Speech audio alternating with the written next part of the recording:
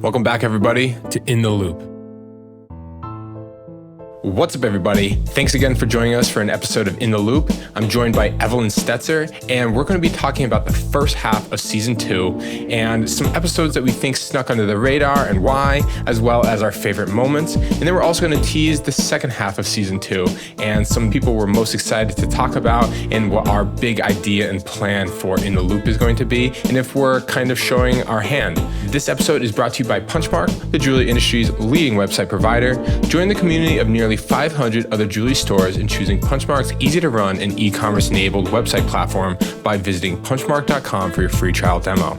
And this episode is brought to you by the Smithy Group, a digital growth agency that helps leaders and businesses dream bigger and achieve multi-generational integrity. Through insights and intelligence, digital marketing, and advertising solutions, they help businesses expand their business and grow their revenue. The Smithy Group has helped hundreds of businesses surpass their goals and believe that whatever your business and whatever your story, they'll make it matter to your audience.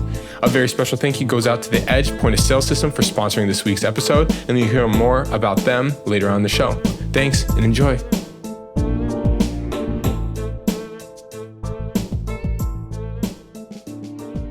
Welcome, everybody. I'm joined by Evelyn. Evelyn, how are you doing? I'm doing great. How are you, Mike? Good. So we're going to be talking about maybe the first half of the season for season 2 of In the Loop. And then we're going to be talking about maybe some things that are going to be coming up. It's still going to be season 2, but it's kind of like a mid-year check-in sort of thing. That's what we're calling this. And I'm really excited because I think we've covered a ton of ground with In the Loop. And we also have some really exciting things coming up. So give me your snap take. What have you learned about the jewelry industry, or how has your experience working on In the Loop been? I've had so much fun, honestly. I know I'm not paid to say that. Sponsorship. No, I'm just having a great time. I really enjoy the fact that we've gone deeper. I feel like we've always not been afraid to talk about hard topics or talk about nitty-gritty details of how to succeed, but I really think that we've broken things down even further this season. A few highlights for me especially is like talking through engagement on the We Need to Talk online. Engagement as in like not engagement rings, but community engagement. Yeah. And just posing things in a different way and shaping the conversation has been really fun for me. I guess I'm still a little bit surprised that there are less podcasts out there, at least for the jewelry industry. Jewelry is such I don't know if the term is evocative, but it's just such like people have a lot of opinions about jewelry. And that's part of the reason why I think the industry is so strong. And I'm surprised that there isn't a retailer jewelry podcast. Like, why isn't, one jeweler go in there and become a tastemaker and start talking about the latest line from Verragio, the latest line from Tacori, and give their take on it, or the latest products, and and start actually talking about taste and what they're looking for, how they're running it. We occupy definitely a niche space, but we don't occupy the entire space. I guess I'm surprised, or maybe hopeful, that one will start up in the future. Yeah, absolutely. Something we talked about on the like, comment, and subscribe episode. Elise and I, we talked about how jewelry is the oldest art. Yeah. Like there was a Metropolitan Museum exhibition here in New York that our boss, Ben, was able to host a panel for. And they were talking about like the jewelry exhibition, and it was showcasing some of the oldest jewelry known to man. It's like the oldest art form, believe it or not. What were the oldest pieces of jewelry? Were they rings or bracelets? What were they? I think it was a combination of bracelets, nose rings that symbolize something about your status or whether it's like economic status or relationship status. Like it's just been a symbol of so many things since the beginning of time, really. It's just so interesting. Yeah. I mean, in jewelry, I think that it's definitely one of the commons among all of the past civilizations. So when you look back on Egypt, ancient Egypt, they were wearing jewelry. When you look back on the Roman Empire, in the Greek Empire, they were wearing jewelry. Medieval times also, and now even current times. And in the future, I don't know what that jewelry is going to look like, but I am fairly certain that they will be wearing something that is some type of ornamental or adornment. It might have some use, like we're seeing with Apple Watches that are more utility, but I definitely don't think that jewelry is going away. Yeah, absolutely. It's just becoming more and more relevant, more a part of culture. I definitely agree. And that was a good episode. I really liked talking about that. You guys were like kind of your take on like the high level jewelry industry. That's the stuff that really inspires me the most. What other episodes kind of inspired you, or do you wish to kind of return to? Okay, the interview with the ring buyers. Yes. With your brother and Katie's fiance. Those interviews were so interesting to me. I was like, Mike, we got to record us responding to this because we're having so many light bulbs going off just about trends we saw with like the education level they had and the confidence level they had. I think that the educated consumer is something we've dissected a lot in this entire season, but that episode especially, the two parts of it, really helped me see, wow, they've done a lot of research and made decisions that they felt really good about for their engagement ring purchase. And not just made decisions, but what I was most struck by, and maybe this is, I mean, one of them is my brother, so we lead the way in blind confidence, but how confident they were in their decision. They weren't, I don't know what the term is, but like being soft about their decisions, like being easily swayed. They knew, like Kevin knew, he needed a Forever Mark diamond because he had heard Katie say that's what she wanted. So he went out and he bought that ring. And he wasn't like hemming and hawing about it. He ended up going out and spending a lot of money at the first store he went to. And that kind of, we can all make conjectures about what we think the average consumer is doing. You know, oh, they're looking at all these different Instagram accounts and everything like that and tons of Pinterest. But in the end, you just heard it from them. They went out, they saw it, they liked it, they bought it. So.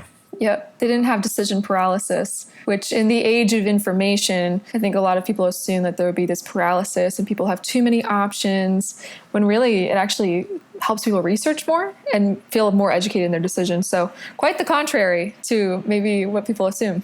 Yeah. And one of my favorite episodes, so like a sleeper episode, or one that maybe snuck under some people's radar, was talking with the small town jewelers. So we had Todd from Meg's, and we also had Jeff from Miners North. And listening to Ben talk to them and like the way he's worked with them, and then seeing kind of them and how passionate they were about their business, it really kind of breathes the life back into you and kind of wipes away some of the cynicism, because I'm so close to like these websites and like these businesses that it's like sometimes you can kind of, it's just take good photos of your jewelry. But then you hear them, they talk about their clienteling and they talk about their strategy, and you hear like, oh, this industry has a life of its own. Absolutely. I've had the pleasure of working with both Jeff and Todd for many years now. Todd did my engagement ring. That's crazy. That's a great one. And the relationship I've really enjoyed partnering with them in is how innovative they are. I know like they've tried so many different things. They've never been discouraged in trying something new and doing the hard thing of like, okay, this isn't working, let's scratch it. I really appreciate that level of attitude they have of like, not going to shy away from trying something hard or changing our process or reestablishing something. I mean, Jeff just expanded his store, double the size. Like they've had crazy success in the last couple of years, especially, and have over exceeded their goals. And I think a lot of that has to do with their willingness to innovate. And again, if you were to draw like a demographic line and like kind of start lumping a lot of jewelers together, at least the ones that I interact with, which is about 500 of, the North American jewelers. So I could be missing some. But it seems like there's the middle section that's about 60% or 70% that are they follow the pack. And there's that 15% that are the innovators and that are following the current trends. And then there are the 15% that are like the laggards, and they still don't see their jewelry kind of as or their website as like a real selling point, or their social presence or what have you. But what's interesting is I think that 15%, that's the innovators and the leading from the front, I think that number is starting to become greater, because I feel like it's starting to wear off on people. And people, just like with anything, kind of like learning a language, they say that learning your second language is extremely difficult because you have to learn how to learn. Mm-hmm. But then learning your third language is much easier, and then fourth and fifth. And I think that people are becoming more tech literate, and they are learning how to learn new things, whether that means, hey, I just learned how to use a website, but now there's this new social platform called whatever, TikTok, Snapchat, whatever, they can relearn how to use those new techniques. Absolutely. I think once you make that first jump the second jump feels a lot smaller. Yeah. And I loved that about COVID. Even though COVID was a horrible season, I really appreciated how many people were willing to turn their carts on for their e-commerce. They're like, let's do it. And now they're like, let's redo all of our menus and let's do landing pages. It just turned into this snowball effect for most of our clients and even people coming to us during COVID, like, hey, I really want to try this. Like they took the leap. And then just like you're saying, it was suddenly like, okay, well now let's do promo codes. Let's work on our automated emails. Like they went fully digital once they had that light bulb switch on. And as you start, I guess, developing these different parts of their online presence, again, this lumps in a lot of different things. I feel like they start to see that, they're peeking over the corner of the mountain and they're like, wow, there is so much room. Whether that means, again, hey, let's do our landing page. And then when you do your landing pages, maybe we should create a little promotional campaign, and then maybe we should have a coupon code. And then it's like, oh, I know, maybe we contact a local influencer and we start promoting it. And then before you know it, they have like this mini, or not even mini, this major campaign on their hands. And it's like, this is so exciting. And they're seeing sales and they can reinvest it. Mm-hmm. That's why I love the last few episodes we did with Does It Work? Yeah. Social ads, digital marketing, and then the dollars in your DMs, because those episodes are so nitty gritty about what comes after e-commerce, like what comes after you've established the stellar website. Another plug for another episode. We really did so much this season. Yeah, we did. Mind-blowing. At this point, I think that this episode will come out as episode 23 for this season, which is kind of a lot more than we had thought. We thought we were going to take a break in the middle, and we decided we were just going to keep rolling through it because we have so much momentum. But Evelyn, do you ever think, and now that you've been with the Smithy Group for quite a while, and I've been with Punchmark, do you think that there's any harm, or just think about yourself for a second. Is this showing too much of our hand in educating our clients? I sometimes worry that I give these educational webinars on how to use Site Manager, and I wonder if we're ever, exposing ourselves like, hey, this is actually not that difficult. You can do it too. Is that going too far, or what are your opinions on it? I love this question because I actually had an experience when I first was interviewing for TSG, and something that Ben and our HR director, Alex, our VP said was showing your cards and being transparent doesn't take away the excellence. Like it doesn't take away the strategy or the effort needed to execute it. So something I really appreciate about TSG and Punchmark is like, we want to put the power in your hands to know what's happening so that we can be partners strategically, but you're still going to need help pushing the buttons and help getting it to that level of excellence and the time it takes to do that. I've actually found like the more we teach, the more people are like, yeah, I definitely need your help. Yeah. Because it's so nuanced, and teaching about the nuance almost creates more opportunities for help to be given is what I've seen. So I'm never worried about educating people.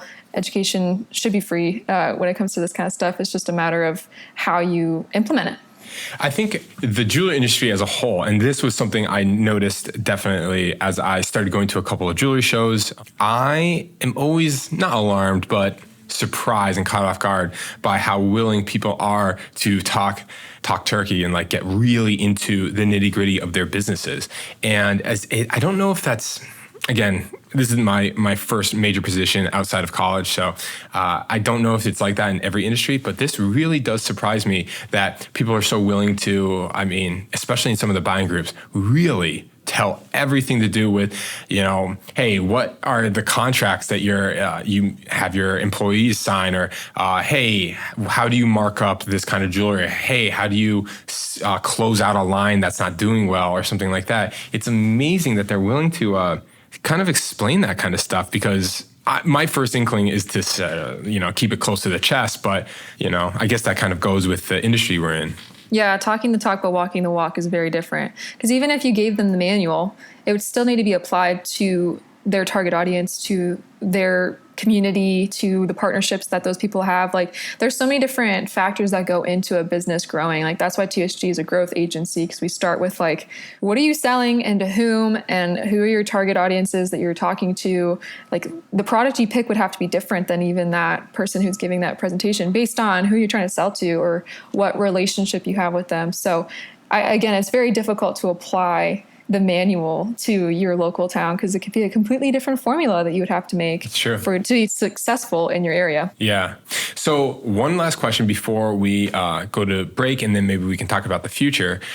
What is one episode that you think kind of slid under the radar as far as the one that you think that it was great, but it didn't get as much love, or you want to pimp again?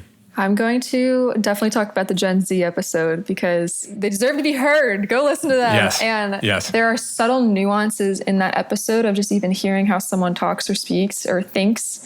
I saw this really funny tweet the other day that was about this professor that made an entire spreadsheet for the jargon that Gen Z uses. Yes, I saw that too. Yes, and he's a professor. Yes. And I just thought that even understanding how Gen Z speaks, you can sound so much more relevant just by listening to that if you were to gear your messaging for that audience that way. So go listen to it. Just look, if you don't have a Gen Z person in your life, like this is the perfect opportunity just to sit down and have a listening session for their point of view. That's awesome. I think that it really, they're two interns at the Smithy Group, correct? Both of them are full-time. Full time now? Oh man, yes. I'm behind. Yeah, it's MA and Jake. Yep. Yeah, and you're right though. There is some way that they talk about it, and also just how, again, the term tech literacy, how these people that are coming up, they really are so well versed in it. It's like they get brought up in, again, to the language in a multilingual home. You see how easily people are able to switch between what have you, English and Spanish. These people are able to switch between technology and digital platforms so seamlessly that they really are the ones pushing the curve forward, I think. Yeah, and In-Store Magazine just put out an article about how Gen Z is getting married. Yeah, isn't that crazy? Oh my God. Yes, yeah, Ben was featured in it, and it was really interesting of a read just to see the data behind how much buying power they have. Like, you can't ignore them anymore. Yeah. Like, they're the market for the engagement rings and even self-purchasing, things like that. So definitely worth a listen. Super cool. So we're going to take a quick break and come back with what's coming up in the second half of the season, some episodes we're most excited about. So just stay tuned. Support for this week's episode comes from The Edge. The Edge is the jewelry industry's leading point-of-sale system, though you've probably already heard about how amazing they are. They're in the business to help independent jewelers succeed in an ever-evolving retail environment where technology plays a major role. Their promise to their clients is to never let them get caught in technological or functional time warp. The Edge develops their software on state-of-the-art technology and adds features and functionality in the best interest of their users. In the words of Edge founder Dick Abbott, our biggest reward is the success of our store owners. To learn more about the Edge point-of-sale system and all the ways they can accelerate your business approach into an omni-channel solution, visit theedgeforjewelers.com. Thanks, back to the show.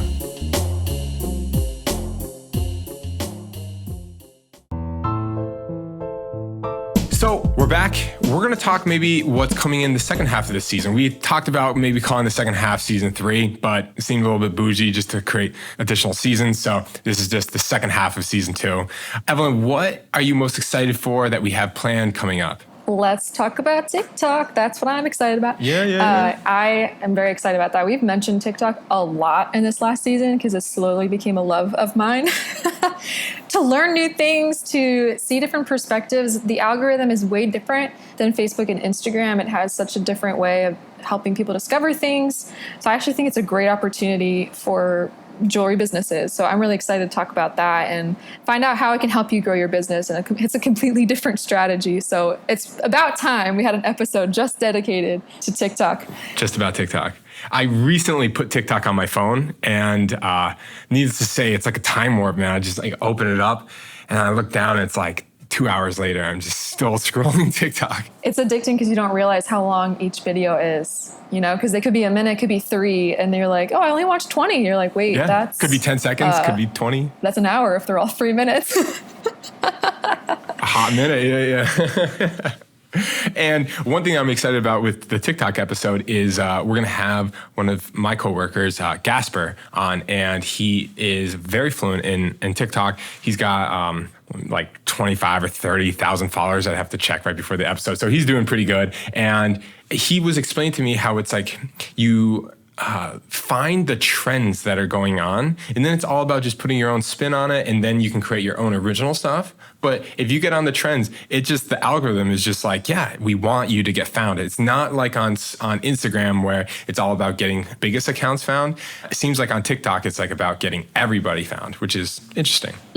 Very different algorithm. What about you, Mike? What episode are you looking forward to? I am really looking forward to Ring Buyers 2. So the first episode was the one that we mentioned in the first half of this episode where we talked with my brother and Katie's fiance, Kevin. And so those are obviously two men in a heterosexual marriage. So I'm hoping that this episode, we're going to talk to two guests that are in a same-sex marriage, which is going to be awesome. It's becoming increasingly popular and increasingly more frequent that people are going to be buying rings for same-sex marriages, which is going to be interesting to talk about what the buying dynamic is going to be in that. So how do you market to men or to women? And I think that it's going to be extra interesting that I think most people won't know the answer to already. So and the people that I have earmarked are going to be great. So I think it's going to be a really fun one. I love it. We just started June while we're recording this. So that's right. Happy Pride Month to whomever's listening.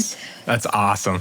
And I think, again, the first one went really well. I think because people were surprised by how open everybody was about, the specs of their rings and they had them pulled up. Yeah, exactly. They had everything to do with like what diamond. And if you're a jeweler, you could probably, reverse search that and find their exact ring and what their budget was. But it's going to be, I love hearing people talk about things that they're passionate about or about big purchases. Like if you ever talk to someone about their house that they just bought, like I love when they're just so excited to show you all the cool things that go into their house. So talking about these rings, really cool.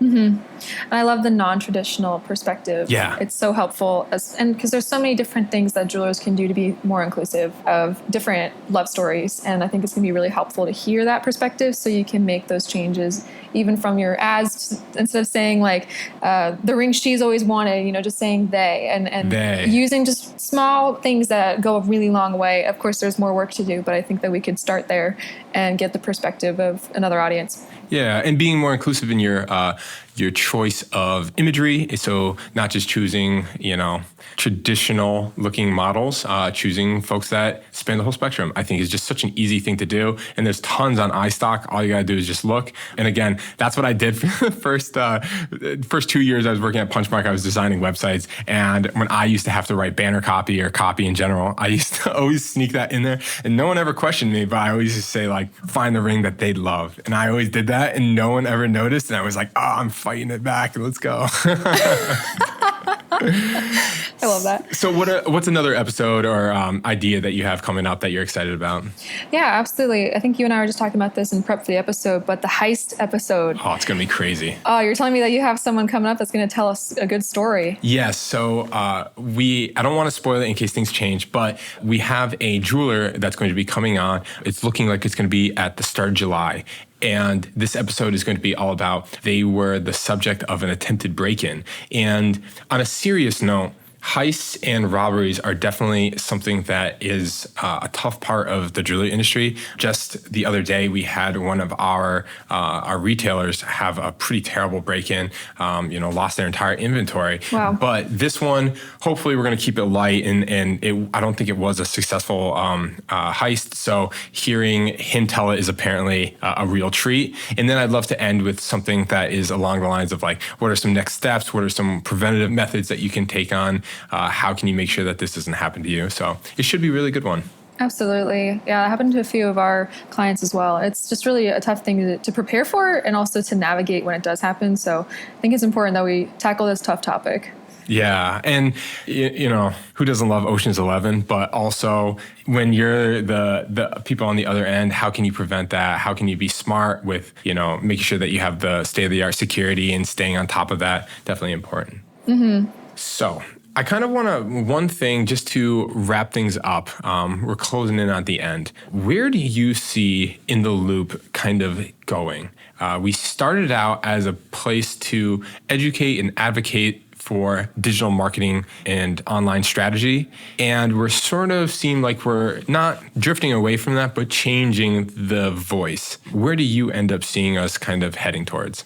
Yeah, I actually think it's a mix. So I see us being a place where those interviews and perspective openers can come in. Yeah. I think it's really important that people sit down at the table and have a different discussion with different types of buyers and different ways of approaching things. So I see us being a space for that. But I also see us being a place to change our minds. Like the episodes in season 1 and how we apply marketing. Marketing is a moving target because the platforms are ever evolving. The rules are constantly changing.